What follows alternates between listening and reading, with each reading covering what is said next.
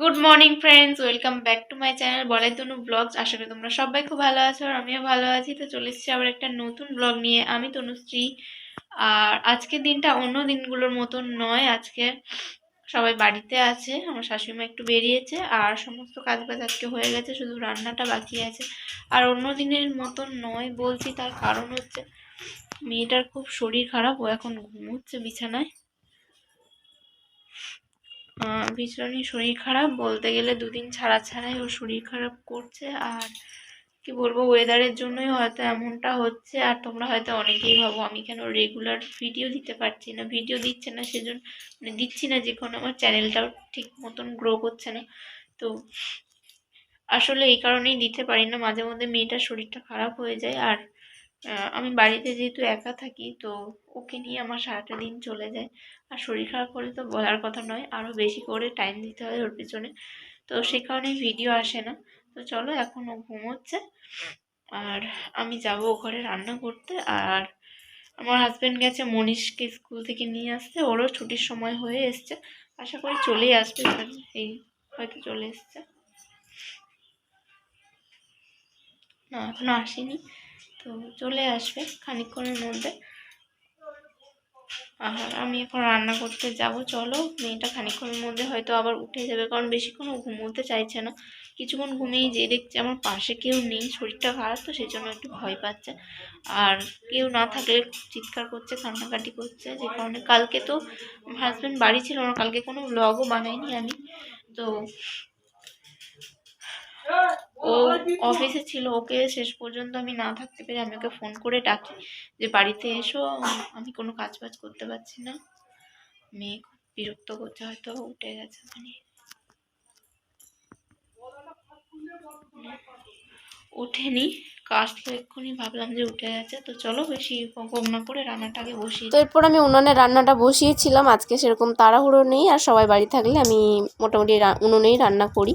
তো চলো, মেয়েকেই আপেলটা সেদ্ধ করে খাওয়াবো, সেই জন্য আপেলটা কেটে নিয়েছিলাম। আর এদিকে গ্যাসেতে তরকারি বানিয়েছি, কারণ হচ্ছে এত গরম আর ভালো লাগছিল না, আর মেয়েটাও ঘ্যান ঘ্যান করছে, সেই জন্য আমি ওদিকে ভাত হচ্ছিল, ভাতটা তো পুরো 1 ঘন্টা নেবে, ওই জন্য এখানে ভাত হচ্ছিল আর ওদিকে তরকারিটা আমি বসিয়ে দিয়েছিলাম। আর আপেলটা সেদ্ধ করতে গিয়ে সে কী অবস্থা, আপেল পুরো পুড়ে গেছে। প্রেসার কুকারের মধ্যে কোনো সিটি পড়েনি, তো সেই কারণে আমি বুঝতে পারিনি যে কী হচ্ছে। প্রেসার কুকারে সিটি পড়বে তবে তো বুঝতে পারবো, কিন্তু কোনো সিটিই পড়েনি। তো এরপরে খাওয়া দাওয়াটা করে দুপুরে একটুখানি রেস্ট নিয়ে চলে এসেছিলাম ডাক্তারখানায়, ডাক্তার দেখাতে মেয়েকে। তো এখন লাইনে দাঁড়িয়ে রয়েছি, মেয়ে খেলা করছে নেমে। আর এই যে ডাক্তার দেখাবো, আমি, মেয়ে আর হাজব্যান্ড এসেছি। তো যেহেতু ঠান্ডা লেগেছে আর গাড়ি চলছে, সেই জন্য আরও একটু মানে প্রবলেম হচ্ছে, দেখছি চোখ নাক দিয়ে আরও বেশি জল টল গড়াচ্ছে।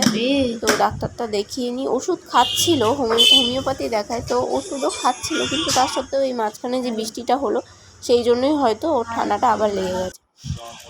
তো চলো, ডাক্তার দেখিয়ে বাড়ি যাওয়ার পথে এদিকে বাবার সাথে দেখা হয়ে গেছে। বাবা তো আমাদের এখানে আসেই, এই যে সবজি কিনতে ঠাম্মার সাথে আসে, তো এখন বাবা চলে যাচ্ছে, কেনা হয়ে গেছে। আর আমার মেয়েকে বসিয়ে দিয়েছি ভ্যানের মধ্যে, তোমাদেরকে দেখাচ্ছি দাঁড়াও। ভ্যানের মধ্যে মাঝখানে চুপ করে বসে রয়েছে, এখানে দেখো চুপ করে বসে রয়েছে।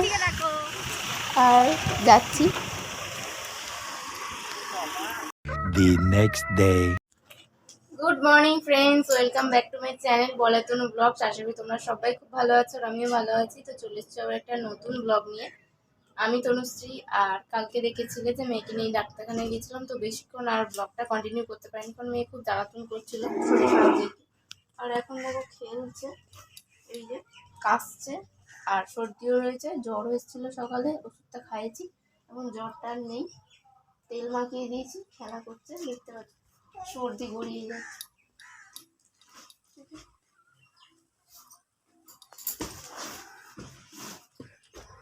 তো আমি এখন বসে আছি, বর বাজারে চলে গেছে, তো ও যেহেতু খেলা করছে, আমি স্নান করতে যাবো বলে সব কাজকর্ম করে নিয়েছি।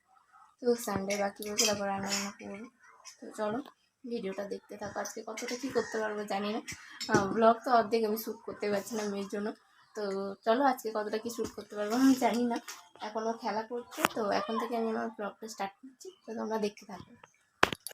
তো বন্ধুরা, রান্নাবান্না সেরে একেবারে তোমাদের সাথে কথা বলতে এলাম।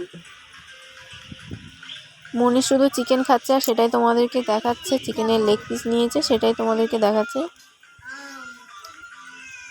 তোমরা তো খাবে না আজকে, আমাদের আজকে নিরামিষ, আমাদের আজকে মাংস। তো চলো ওর ভাতটা মাখিয়ে দিই, কারণ প্রচণ্ড গরম আর সেই জন্য মাখাতে পারছে না। আর হয়েছিল ভেটকি মাছের কাঁটা মাথা ঝাল। তো আর একটা হয়েছিল হচ্ছে মাছের তেল পোটা পেঁয়াজ লঙ্কা দিয়ে ভাজা, যেটা দেখানো হয়নি, আমার বর আগেই খেয়ে ফেলেছে আর আমি এখনও খাইনি, খাবো। তো চলো খাওয়া দাওয়া করে নিই। আর মেয়েকে ধরে আছে শাশুড়ি মা। তো মা খায়নি এখনও, যেহেতু ভাসুর এখনও বাড়িতে নেই, আসবে তারপর ওরা দুজন খাবে। আর আমরা আগে খেয়ে নিচ্ছিলাম। তো মেয়ে রয়েছে বাইরে খেলছে, ওকে খাইয়ে দাইয়ে দিয়েছি। আর ও এত বদমাইশ করবে আমাদের সাথে থাকলে, সেই জন্য ওকে বাইরে পাঠিয়ে দিয়েছি। ও এখন এদিকে খেলছে আর আমরা সেই ফাঁকে খেয়ে নিচ্ছি।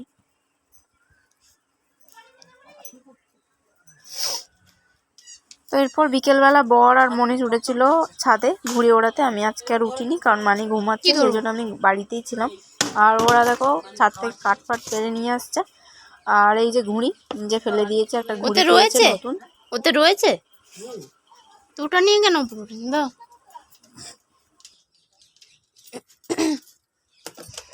মানে খাবার খাবার ধরো, সব খেয়ে নেবো আমরা, দাদাকে দেবো না। চলো রাখবো কোথায়? ডিক্কা চিকা যাতে সব ফেলেই দিচ্ছে ও আবার। প্যাকেট ভর্তি করে রেখেছে, খালি প্যাকেট ভর্তি করে রেখেছে। খালি প্যাকেট? দুটো মনে হয় রয়েছে, দুটো রয়েছে। এই সব কেন করছিস? না না, তো এখন মেয়েকে খাওয়াচ্ছিলাম রাতে। রান্না করব না বলেও সেই রাতে রান্না করতে হলো। একটুখানি দুপুরের ছিল মাংস, মাছের ঝাল দুটোই রয়েছে।